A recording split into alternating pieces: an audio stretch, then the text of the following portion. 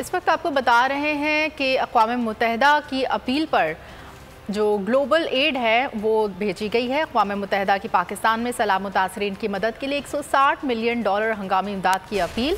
अक़वाम मुत्तहिदा के रुकन ममालिक से हंगामी मदद तलब करने से मुतालिक दफ्तर ख़ारजा में तकरीब हुई।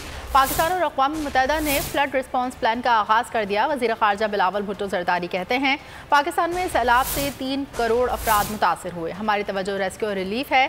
बारिश के दौरान रेस्क्यू और रिलीफ का काम आहिस्ता था। कब्रिस्तान समेत कहाँ कहाँ से पानी निकालें, ये पानी महीनों तक मुश्किल से निकलेगा। इस वक्त हमारा मसला ये है कि मुतासरीन बहुत ज़्यादा हैं।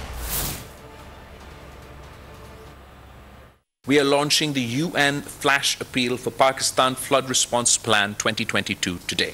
I would like to urge the international community to give its full backing to the Flash Appeal to help the people of Pakistan most in need. We urgently need shelter and tents and mosquito nets, if they can be arranged and transported. Beyond the immediate rescue and relief efforts, we would need support for rehabilitation and reconstruction of the flood-affected areas. एक बार फिर number 1। Subscribe करें और bell दबाएं ताकि कोई खबर रह न जाए।